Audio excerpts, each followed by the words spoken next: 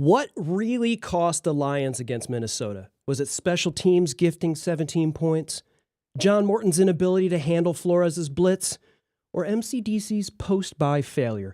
Today on Lions Gray Mains, we're breaking down who deserves the blame. Can Morton adjust? Should Holmes have moved at the deadline? Who the heck's going to be starting the offensive line against Washington? Let's find out. Forward down the field. 10. Come here to the fight. Come here to the end zone. Touchdown, Detroit Lions. Hand off Barry. Skirts to the left side. Breaks the tackle. And he will take it in. Touchdown. Touchdown, Detroit Lions. That's what I'm talking about. It is caught. Touchdown, Detroit Lions. Amon-Ra St. Brown. Oh, baby, what a play that time. Aiden Hutchinson read that and blew it up. Big time stand by that defense. All right, Lions, Gray Mains family. My name is Chris Stone. I'm at castahead.net. Welcome to the show. We're here for you to vent.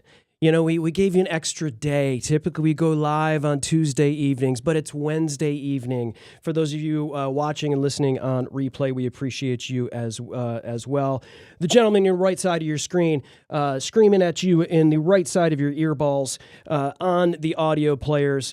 DBC, Dr. Brent Kreider, the Chief Intelligence Officer of Lions Optimism. It's a little hard to be optimistic after a not such a great game against Minnesota this week, right, Brent?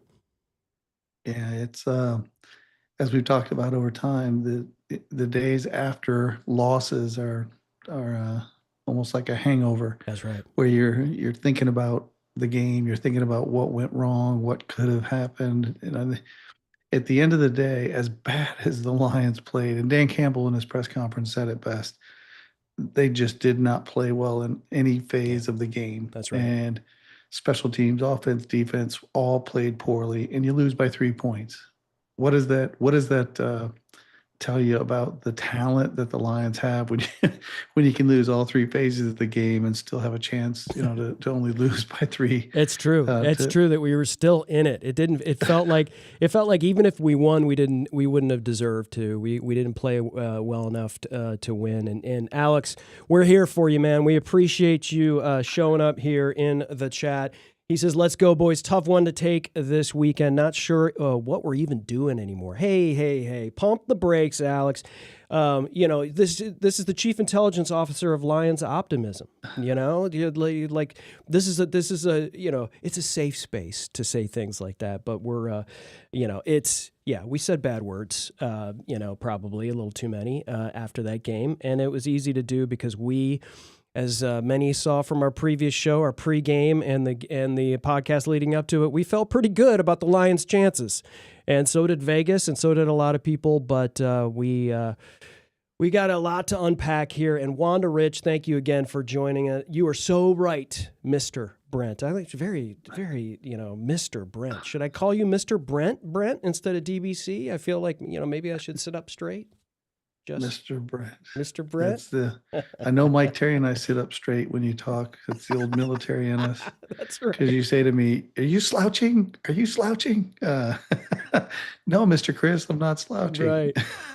Let's cover off a few things before we get into the what went wrong and and we'll be talking a little bit about the trade deadline that really wasn't much to talk about, but maybe why and what might have why that is and why that went down. But we do have some things. Obviously, we had a lot of players that were injured. The biggest one of note is Christian Mahogany, who's going to be down.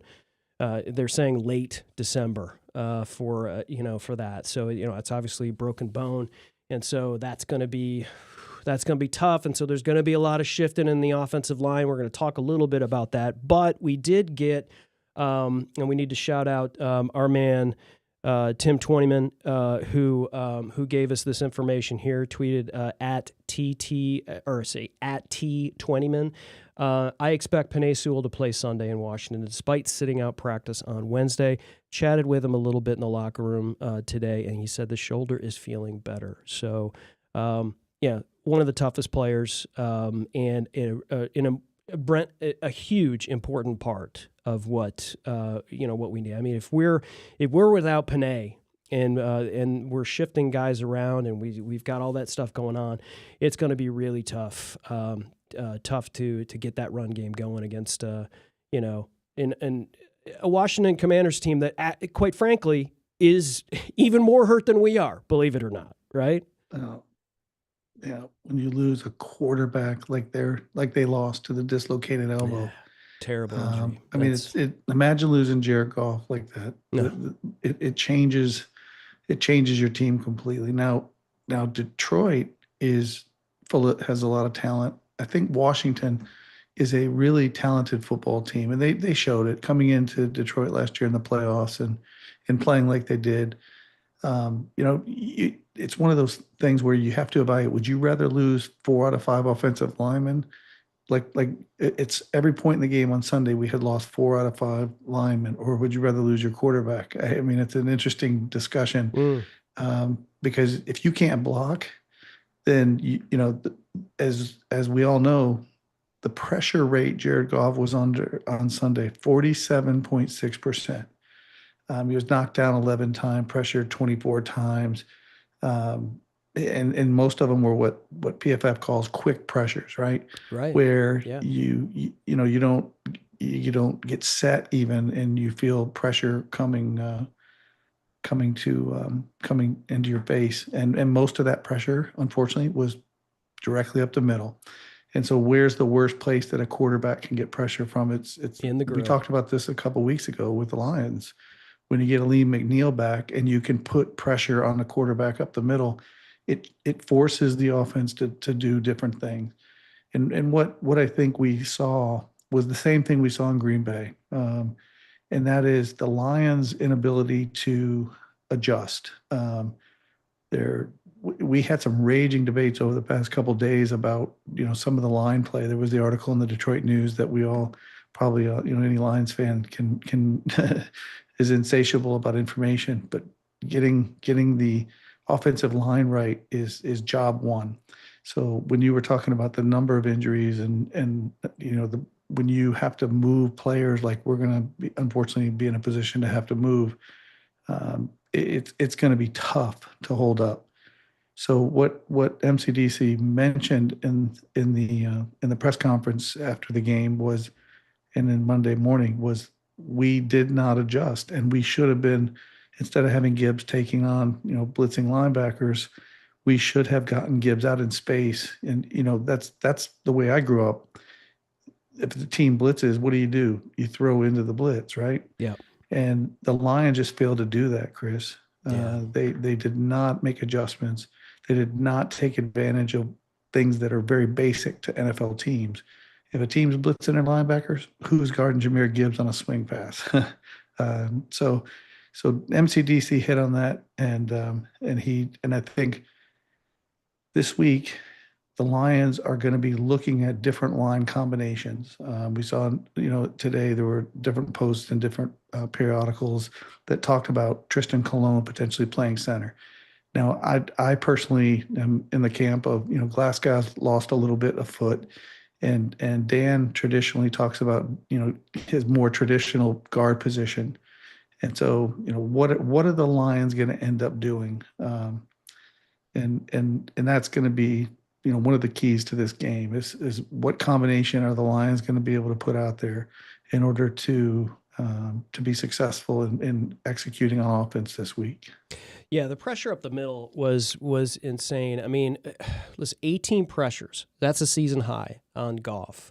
Everybody knows the secret to stopping Jared Goff. He's not exactly the most fleet of foot quarterback that in the NFL. In case that's not shocking for me to say he would agree with that.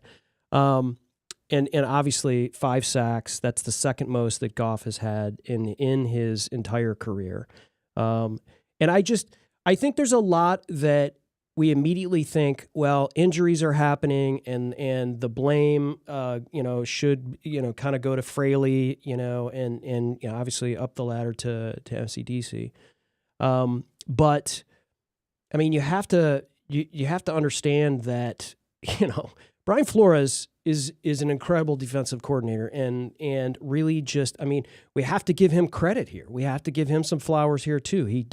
Listen, I think we had beaten Flores 3 or 4 times in a row, something like that, with him as defensive coordinator. And I think he just got sick and tired of it and probably stayed up, all week, scheming what I thought was, like a great way to pressure this team, and it absolutely worked.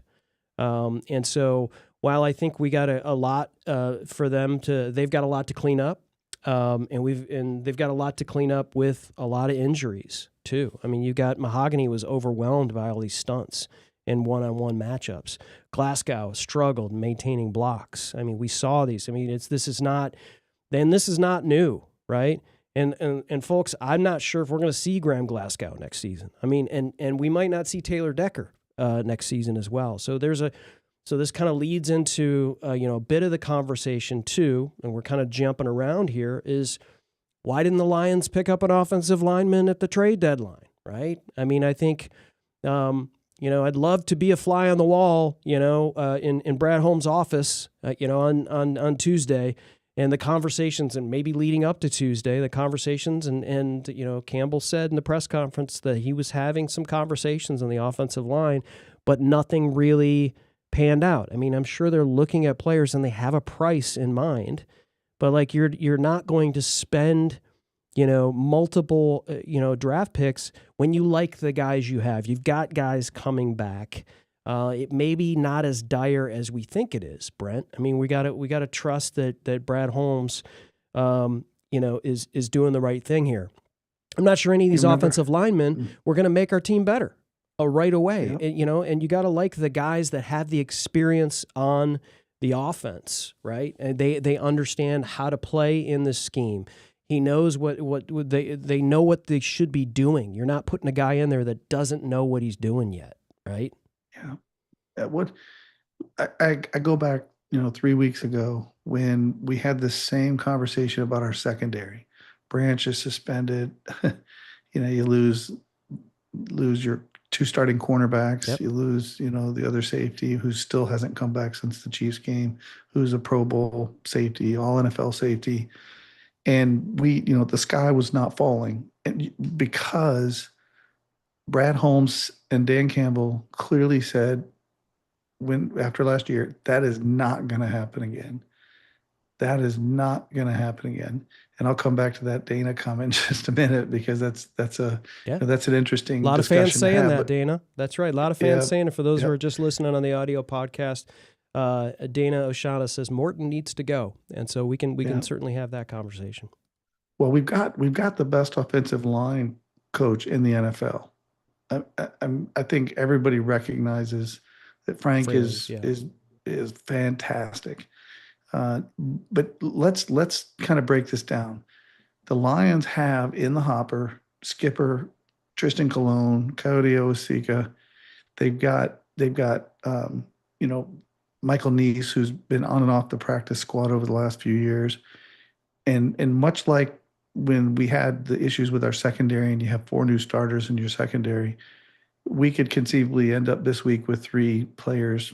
And frankly, we're really lucky Taylor Decker didn't have a serious injury with that leg when he got hit in the back of his leg. Yeah, we're really lucky that dirtbag Mahogany is only out for a month and a half. A broken bone, because I think we all thought saw that leg whip. That was a catastrophic injury, much like happened with Hutch last year.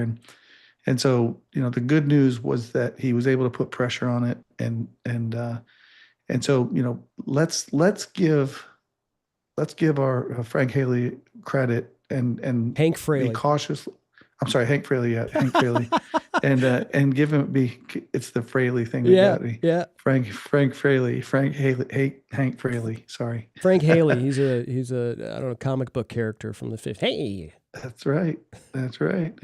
And so let's give Hank all the credit in the world. Yeah, that he's going to have some combination of offensive line ready to play, and most of the breakdowns on Sunday were just like the Packers game. And then suddenly what happened the next game against the Bears? The Lions fixed those problems.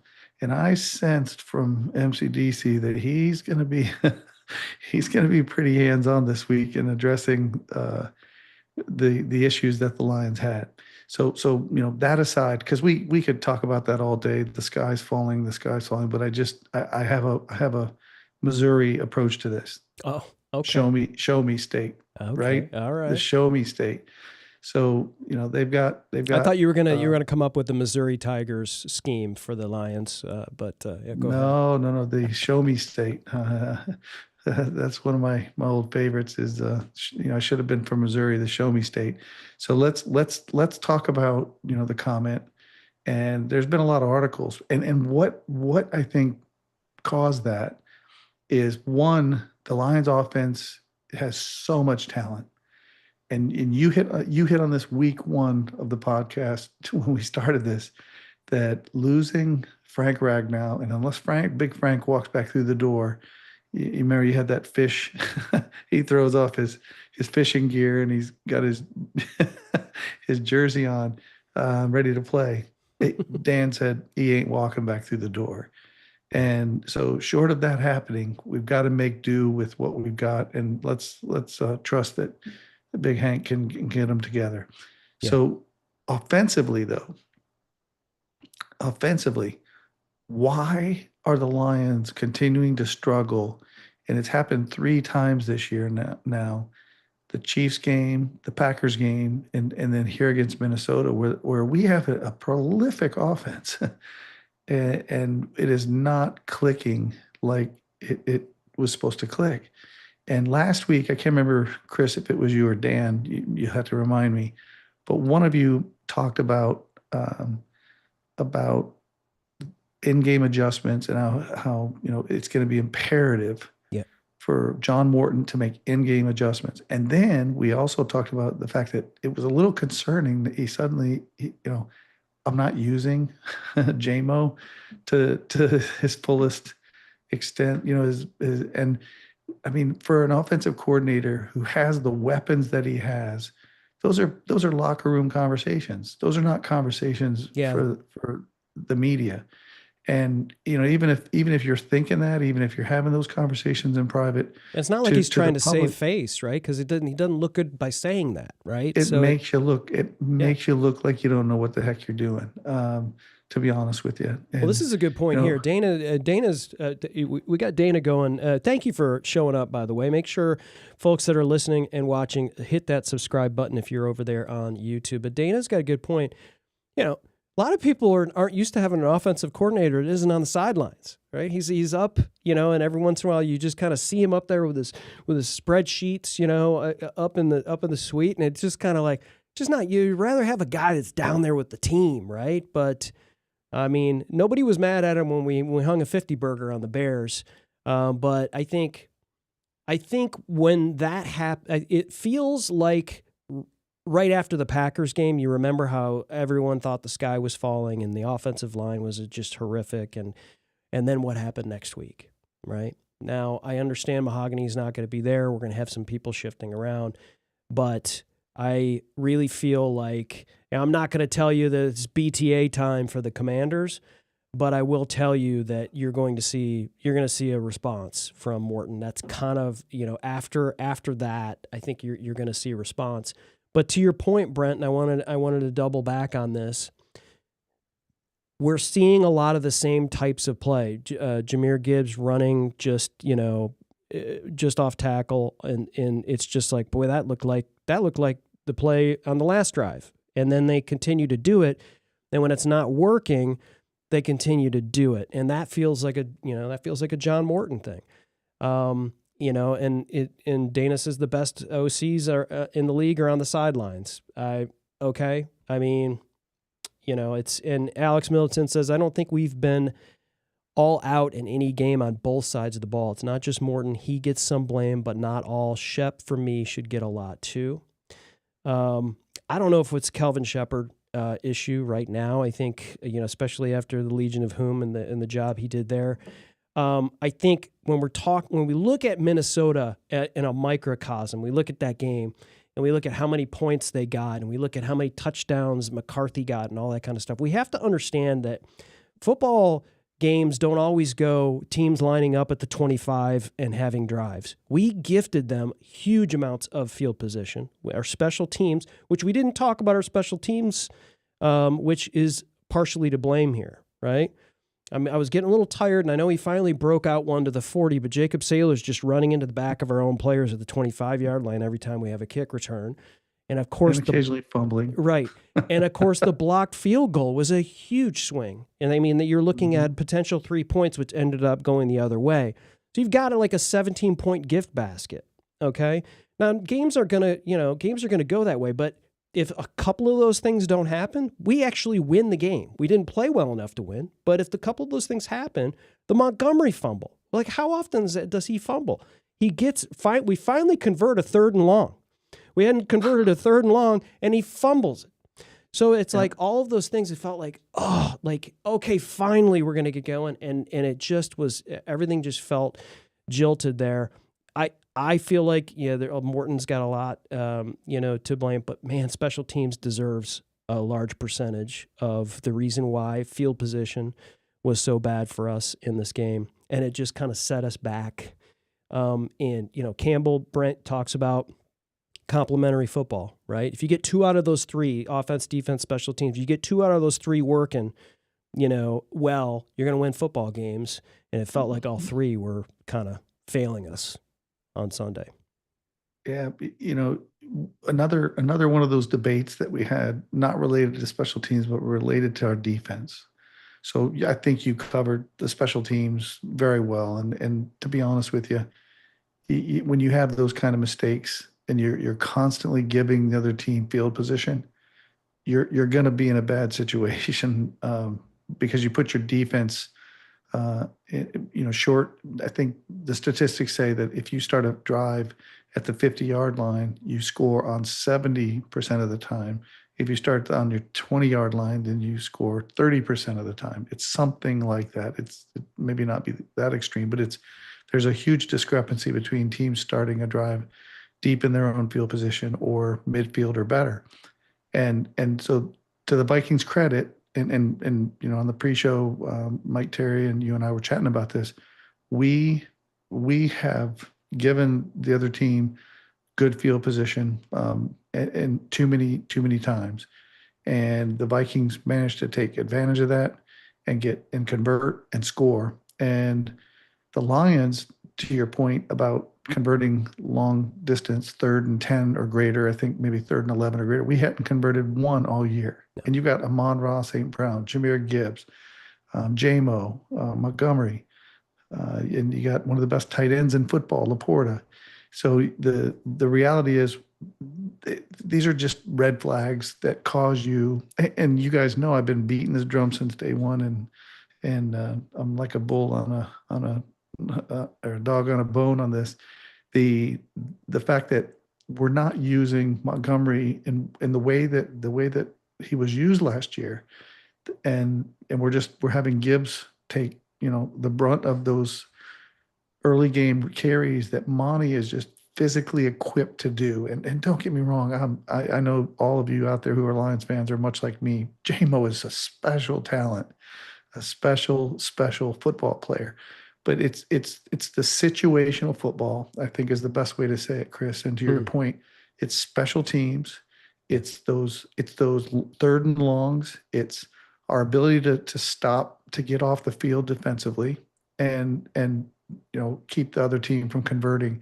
We didn't do a good job even on those short fields, even where we had against Tampa, stopping the Vikings from putting points on the board in those situations. And Dan broke down my concern was when you run the football 29 times and have 142 yards, that's winning NFL football. Mm-hmm. You win more games than not. And Dan was right to point out that 40 of those 142 yards were because on 2 plays where Jones ran one of those swing passes that ended up being a run because it was behind the quarterback, and then the scramble by McCarthy. But still, giving up 3.77 yards per carry, we have too much talent on the defensive line and at linebacker to allow teams to average 3.77 yards per carry. So, again, situations dictate. And if a team is gaining 3.77 yards per carry, you're not gonna get off the field the way that you should. That's good stuff. And so thank you, folks in the chat, for being very active tonight. And if you haven't liked the stream and subscribed to the channel, please do here at Lions Gray Mains. Alex says, we were great against the Bucs and Ravens. Have we been great in any others? I would say no. Listen, you win, I think we were all saying probably about halftime, like, can we just get out of this thing healthy? And I'll take a win no matter how we can get it in the division, right? Just give me a win and get out of here healthy. It turns out we didn't get either. Right.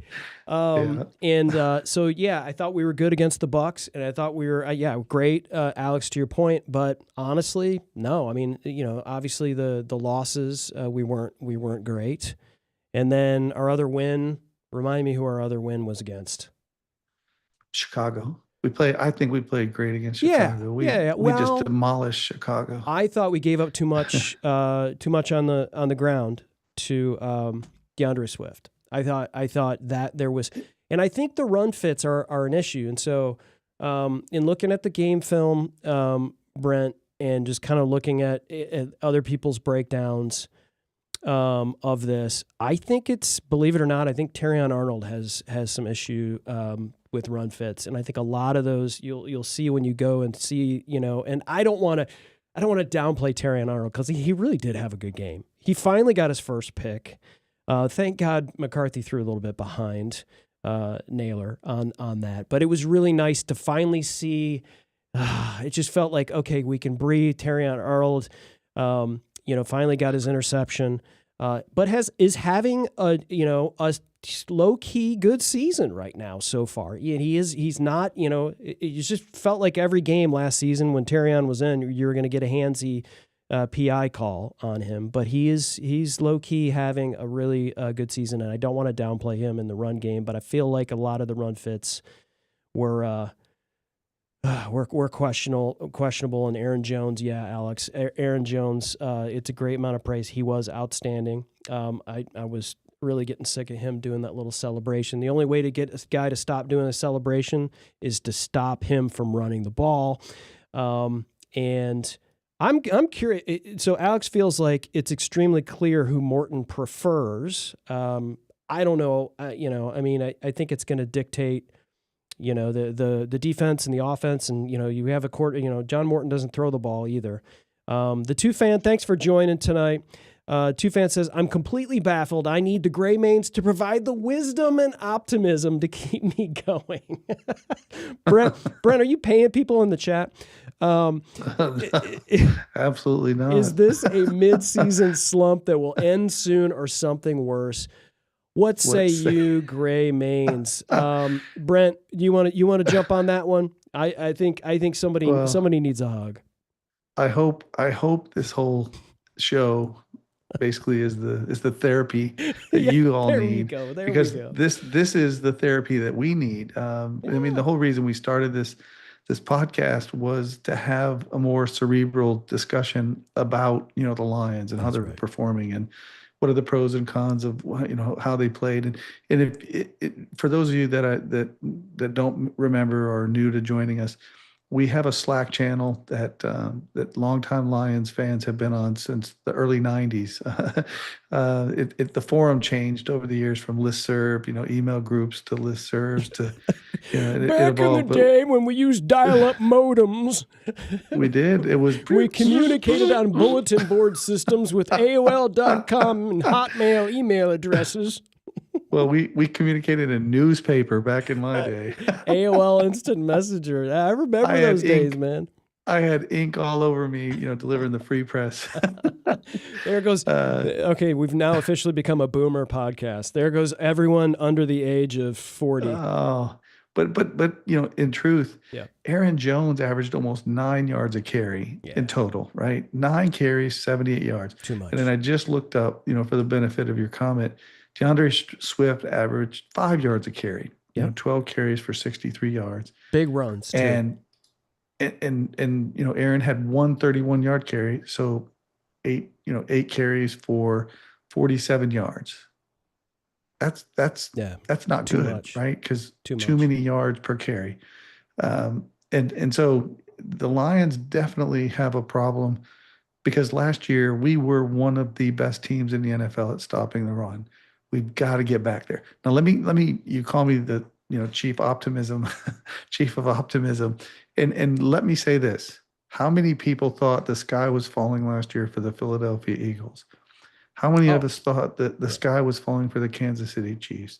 How many of us thought that the sky was falling for a number of teams over the years that have had issues through the season and ended up performing well? I'm not saying that necessarily is going to happen. I'm saying give the Lions a chance to make some adjustments, Yeah. and let's see what Shep and Morton, who are first time. I mean, really, I know Morton had previously been a coordinator for a brief stint. What do we call it? A cup of coffee with the Jets, and they had almost nobody. Terrible talent. Shep is a first time coordinator. So let's just let this thing play out over these next few weeks because there's too much talent in the skill position players at skill position, and then we have a lot of players coming back. We're going to get our secondary is going to be whole here in a matter of 2 or 3 weeks because I think DJ's going to be DJ back Reed. here. Yep. He's eligible to. Yep, he's eligible to come off of injured reserve. Terrion Arnold is playing again. Branch is playing again. Kirby is probably going to be active this week. He's out full participant in practice. So much in the same way that our secondary, the sky was falling, and I will tell you right now, there were people losing their minds on on different shows that I watched and in chat channels and everything about how the Lions were dead meat, and the only saving grace was that the Bucs had lost some receivers. Well, but let's see how this thing plays out and see if we can start to impose our will on teams and stop the run. Number one. Number two, why in the heck are we not running Montgomery early and letting Gibbs be fresh to pop those runs? We have got to establish the run game. We have got to stand up to this Redskins defense. Well, he's seeing stacked boxes, and I felt like, Yep. in years past, even if we saw stacked boxes, we had better guys on the line, right? Especially with Ragnow, and Glasgow in the position he's more suited for, Yep. and I think that they would bully ball you, even if you had 8-9 guys up there, they'd still bully you. And Montgomery was great at that, but I just don't think we've got, we definitely. I mean, we definitely don't have the talent like losing Frank was huge, and so Huge. you're right though. I think that's where it's like Morton's got to figure that out. Like how do we do that? If we've got 2-3 play calls in the huddle, we've got to be able to see that. We've got to be able to audible out to that, and try to figure that out.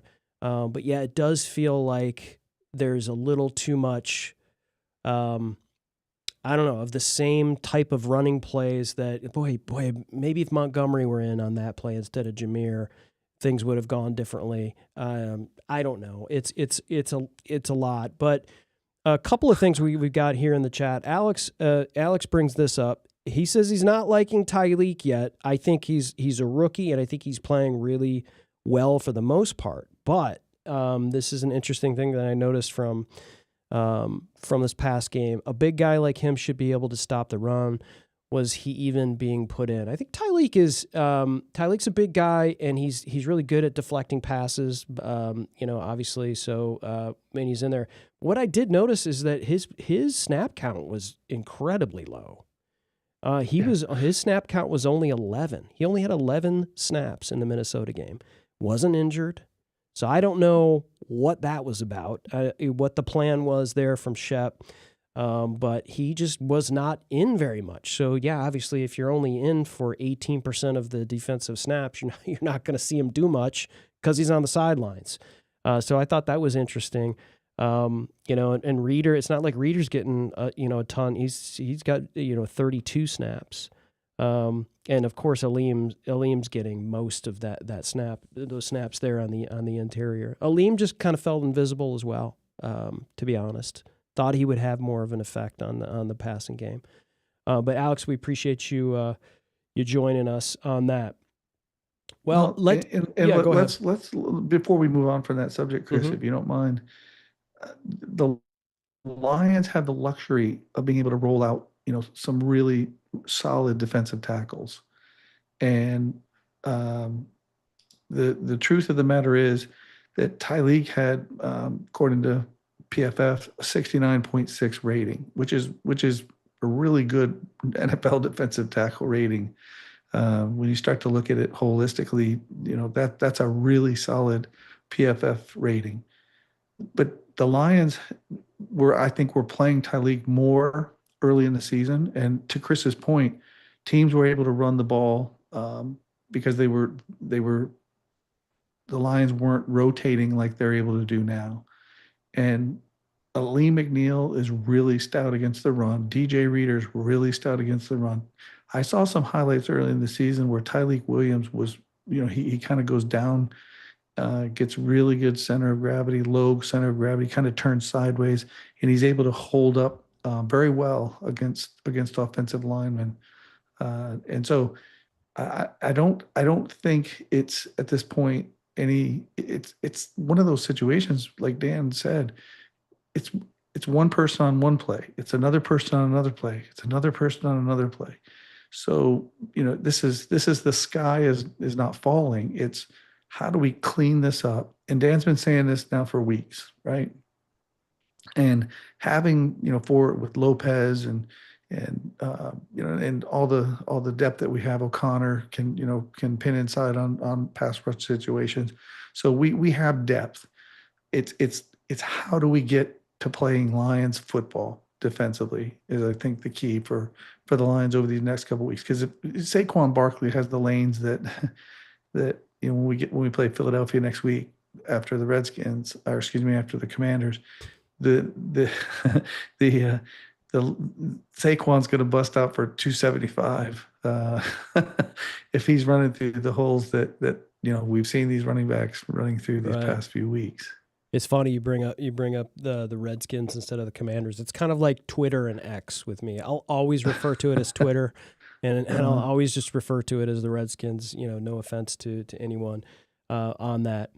So let's shift a little bit here, and folks, I want to get your thoughts here on the upcoming game against the Commanders.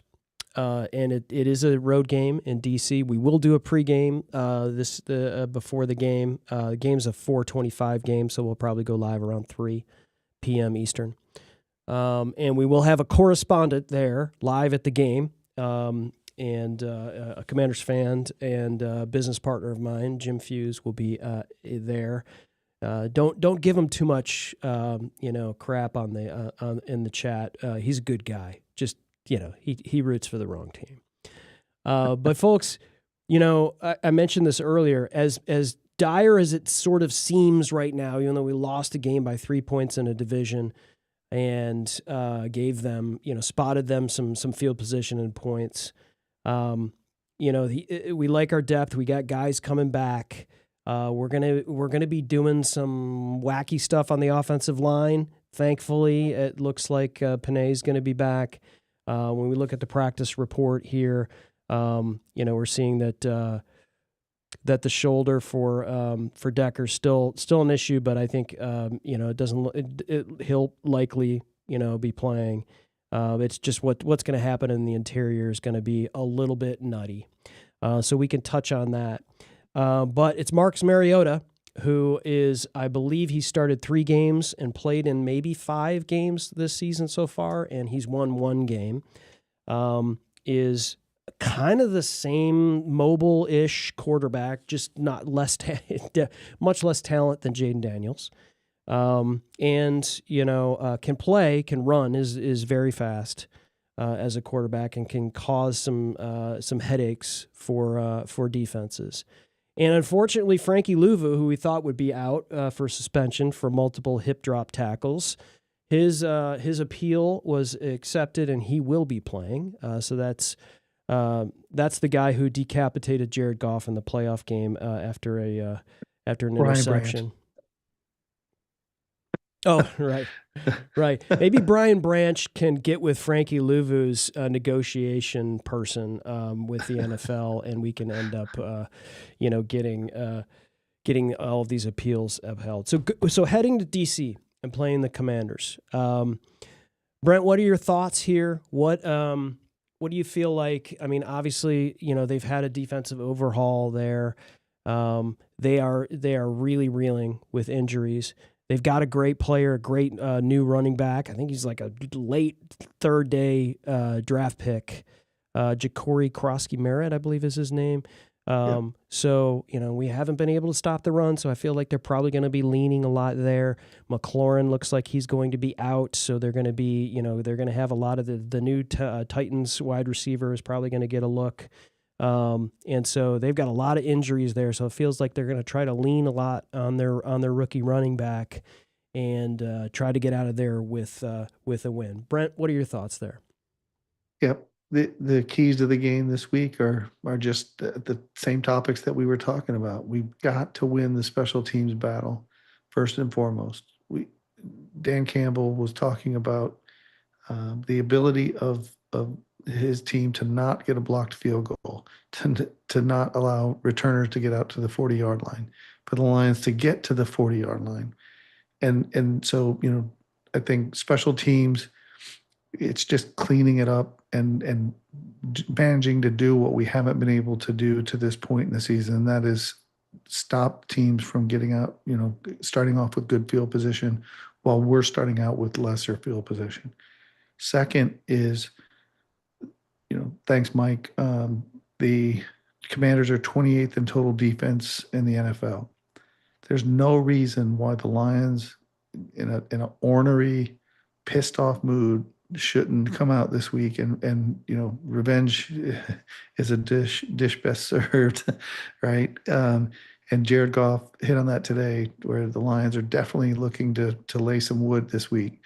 And when the Lions are on, what happened in Baltimore, what happened against Chicago, what's going to happen on Thanksgiving, I believe, is the Lions in this game against the Commanders, is the Lions are going to play well offensively. The key to this game is making sure that we don't let Marcus Mariota look like J.J. McCarthy looked last week, and that is better than what he potentially should have looked like against our defense. So, getting healthy, starting to get our players back. If we can have our safeties and Terrion Arnold plays, continues to improve his play. I think that all signs point towards the Lions being very successful this week. So the sky's not falling. We're gonna be able to do what we know we were able to do against a really beat up Commanders team. I think more important to me is, of these next 4 games, we're looking at the Commanders, we're looking at the Eagles, we're looking at the Giants, and we're looking at the Packers. Yeah. We're not going to win the division if we lose a couple more games. We've got to win every game that is winnable and win those games handily. Yeah. Because we're in a situation now in 1-2 in the division, and the Packers are 2-0 in the division. I think the Vikings are 1-0. I think they played only one division game. If I'm right, Mike, let me know. But the Lions are 1-2 in the division. You can't lose that Thanksgiving Day game to the Packers and hope to win the division. And you've got to beat the beat up Commanders, and you've got to beat the Giants, Chris.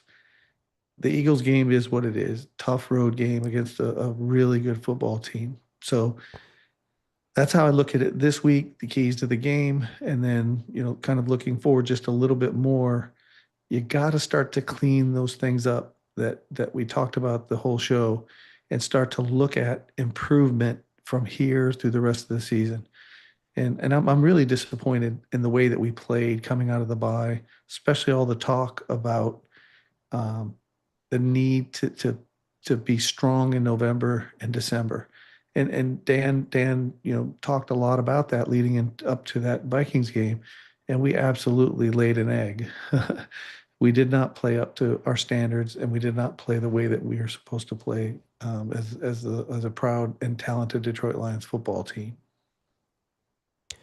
Yeah. I need to pull up. I was pulling up this tale of the tape that Dan puts together regarding officiating. That he puts together. This is going to tell you the year-to-date penalties. Total flags for the Lions in 8 games is 69. Total games for the Commanders is 9. They haven't had their bye week yet. 84 flags. So that's ninth in the NFL. Looks like a lot of holds for them. A lot of offensive holding, and. We're about the same, I think, in the number of calls. I don't really have a takeaway with the tail of the tape there. Yeah, I think it's. I mean, look, the Lions since that Kansas City game, I don't think we're going to get a lot of favor with the referees. All the comments and the complaining for the Bucs game. We got some favor in the Bucs game. There's no question. Couple calls, but I think holistically, I'm just talking about holistically. Yeah. Yeah. Well, I mean, if you measure it and it's this much short of the line, it might have taken two reviews to do it.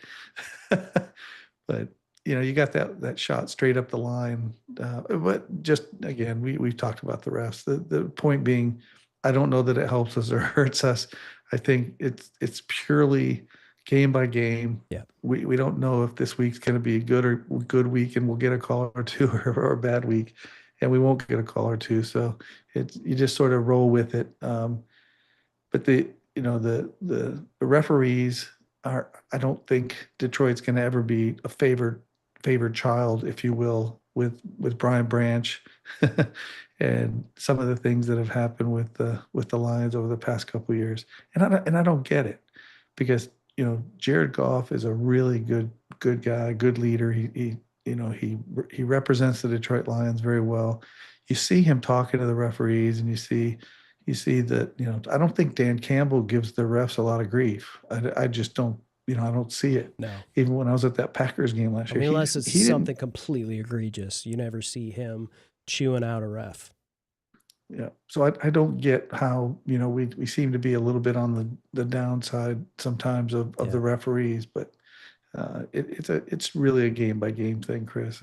Yeah. Well, the other thing to consider here too is the Commanders lost 4 straight, 5 of their last 6. So they are totally wounded. And it just feels like, Brent, after that game on Sunday, that we cannot go and lay another egg in Washington, because right now that loss hit differently, I think, for a lot of people. A lot of people expected, ourselves included, expected the Lions to go in there and handle the business and get out of there with a W, and they got beat. Right. I mean, there was, I talked about the 17-point gift basket. And, I'm not going to make excuses. We didn't play well enough to win. And so they've got to play well enough to win. My keys are the fact that we've got to get back on track in the offense, especially on third down. We got to exploit their secondary. Lattimore is out. They've got inexperienced depth. We've talked about this. We've got to establish the run. Really start using Demo in the run game. Get that rushing attack back on track. They've got a vulnerable front, and of course on the other side of the ball, or I'm sorry, on the same side of the ball, we can't. Way too many pressures on Goff. You see what happens. He's not going to get you. He's not going to run out of that. He's going to try to move and do that little backflip, which always seems to that twist turn that he does in the pocket. When he's doing that, you're in trouble. So we can't have a repeat of that Vikings pressure, especially with that offensive line shift that we're going. We're going to have Coyote Awasika and, who knows, maybe even Tristan Colin will be playing center and moving, Glasgow around. They're doing all kinds of stuff in practice this week, so we're going to see that. And we talked about this earlier, Brent. I think we need a redemption on special teams. We can't have these catastrophic breakdowns. We can't let long returns happen. We can't let blocked field goals happen, especially ones that really change and swing games like that. So I really want to see John Morton start making more adjustments, not just we're going to keep doing it till it works kind of thing. So we want to see better third down play calling. The protection at the line so that Goff's not getting, running for his life or he doesn't run. So he's just getting sacked.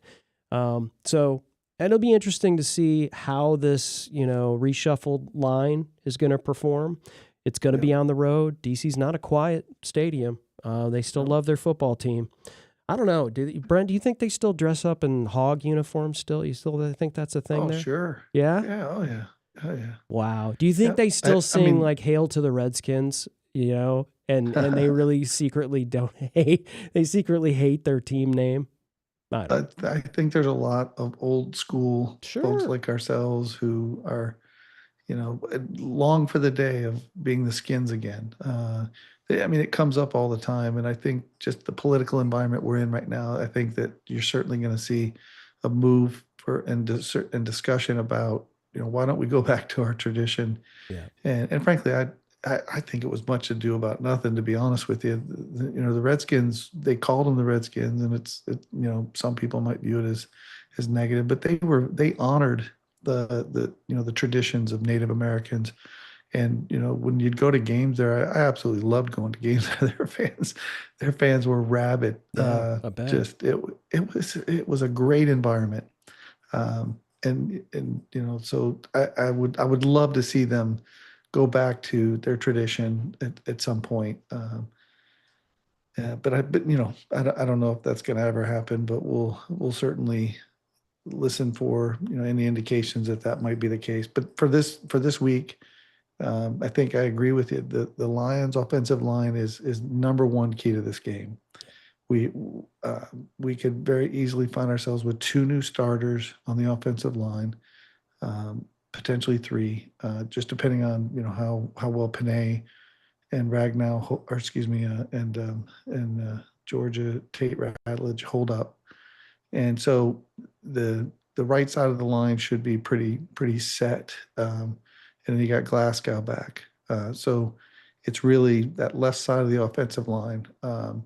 And I would be shocked if you don't see adjustments made like I've been longing for all year with Montgomery and Gibbs, and the way they're rotated, because MCDC was not happy at all about the beating that Gibbs took.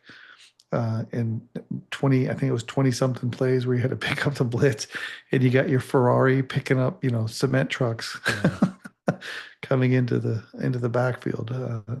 So I think we're going to see some adjustments that have been long overdue, and you start to just chop wood, win every possession, win every snap, win every, compete on every down of this game, because we're getting ready for a major Sunday night football game next week in Philadelphia.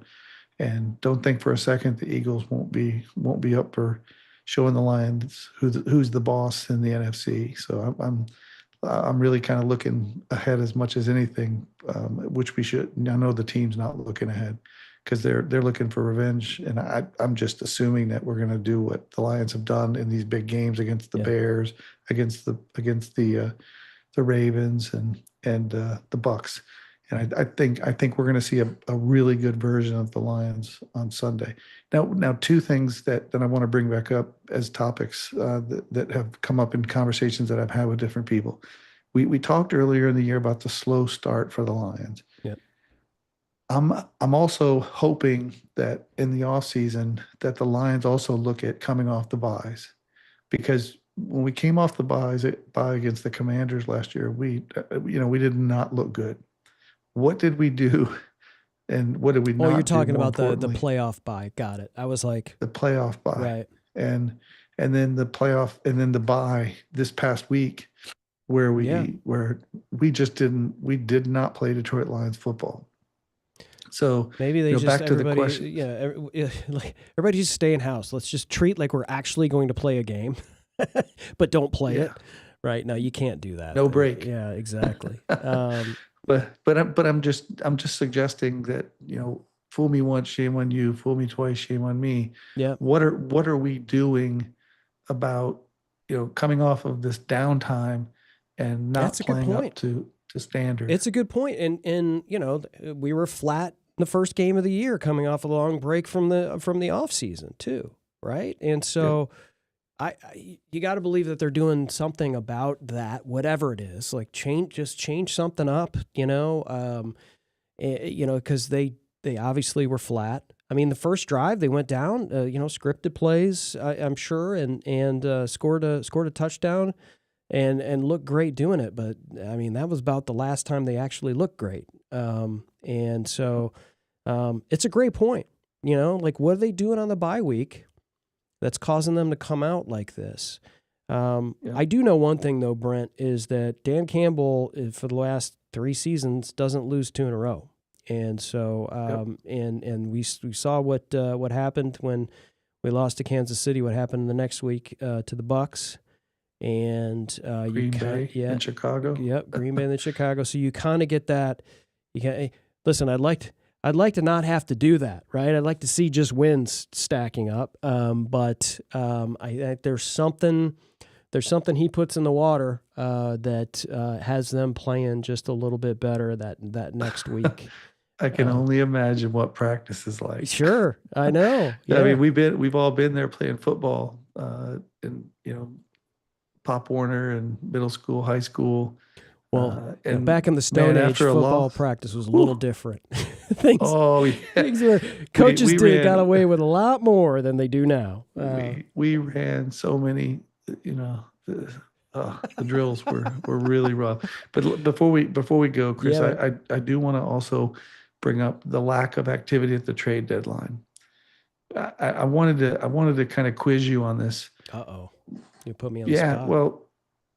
Well, it's not a hard quiz. It's okay. Sure. What would you have done different, if anything, if you were the GM and the head coach of the Lions at the trade deadline? Because we heard the comments that were made today and yesterday about the fact that the Lions didn't have an offer that made sense for them. What would you have done? What would I have done if I were Brad Holmes? Is that what you're asking? Would you go all in and first rounder each year, next 2 years for Sauce? I think it's easy for the fans to say, and fans of Lions are probably watching and listening to this show as well, so they feel free to disagree with me. But I think fans see what the Eagles are doing, and they're so active, in free agency, and they're so active doing all these things, and there's but they don't. And, Dan's not here to break it down in terms of, the salary cap implications and the implications on giving away. I mean, I know the Sauce Gardner thing was the lead, for what happened there with Indianapolis and the Jets. But I felt like that was a win-win for both sides, if I'm being honest. I think the Jets are clearly, kind of doing what Holmes did with rebuilding and getting, getting stock in draft. And getting that player off the books, and the Colts, made that move, and they're going all in. But when you look and you break down what that means to the Colts in a year or two, for a player like that, I think that's just not what Holmes. I think you guys predicted that Holmes was going to stand pat on the last show, and that came to fruition. I would have liked to get more offensive line depth, but Campbell did say that they were looking at it, but they just have a price. They're like, we're not going to give up a second round pick for a guy that might not even be starting, in December for us. Could we get, Zeitler was a name, he only plays right guard, not necessarily a fit. We're not going to move Ratledge. I know Ratledge may be the next center potentially. I know that the Cleveland left guard, Bitonio, I think his name is. That was, so I would have liked to have seen just some beef on the front end just to help us feel like we're not like, what the heck is going on? But they want their guys that know the system, that they understand what they're getting when they put them out there. And so, I'm not sure I would have done anything differently, Brent. I just don't feel like, getting a player, getting a rental, and going quote unquote all in. One player is not going to do that. Like we bring Trey Hendrickson in to Detroit. That doesn't mean that we're going to make the Super Bowl. It might. Yeah. It might. But that's a huge bet. And so to answer your question, I know I hemmed and hawed, and I'm hedging like crazy. Oh no! But I don't think I would have done anything differently. Jalen Phillips looked like a guy that okay, that's kind of cool. But man, he kind of gets hurt a lot. I'm not sure that And what did they give up for him? Second round, I think, for Jalen Phillips. I'm not sure what the Eagles paid for him. So Mike's gonna look it up. Yeah, but I just too much. I agree with you. I just wanted to ask because we didn't ask you last week, and I'm looking at their salary cap situation, and I'll tell you that they have a fantastic GM. Between Brad Holmes and him, and I think the Rams do a great job. I didn't see that comment, but I'm looking at the Eagles 2 years out, and they've got $100 million in cap space available. There's a lot of folks who spread this information. Oh, they're going to be in purgatory, much like the Rams were going to be in purgatory, and the Saints are in purgatory because they didn't make needed adjustments when they needed the time came.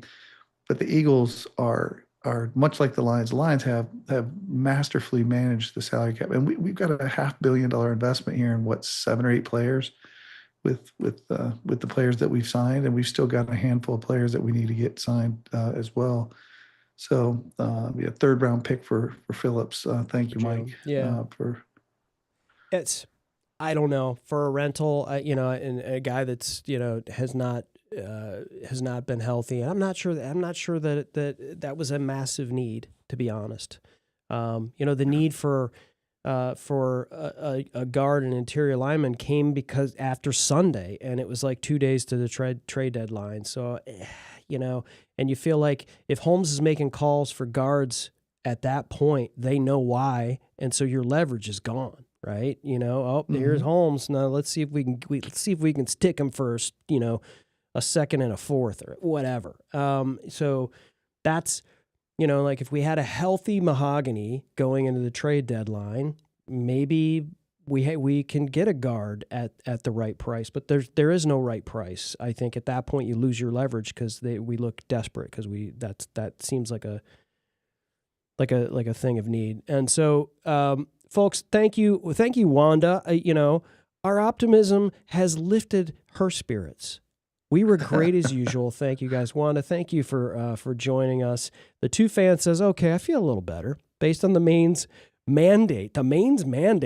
Expecting a rebound win this week. Like Chris said, hoping to stack more than one win in a row. Go Lions, spelled Geaux. So it's French. The Two Fan. Are you New Orleans? Where are you? That's an interesting way to say go Lions. That's definitely French influence. Okay. And remember, Detroit. Yeah. We were the same as Louisiana as part of the Louisiana Purchase. French Louisiana Purchase went all the way up to the Canadian border. All right, folks, thanks again for joining us on Lions Gray Mains. You can follow us on all the places, all the tubes. It's at The Gray Mains, or in some places just at Gray Mains. We're on your audio podcast players as well.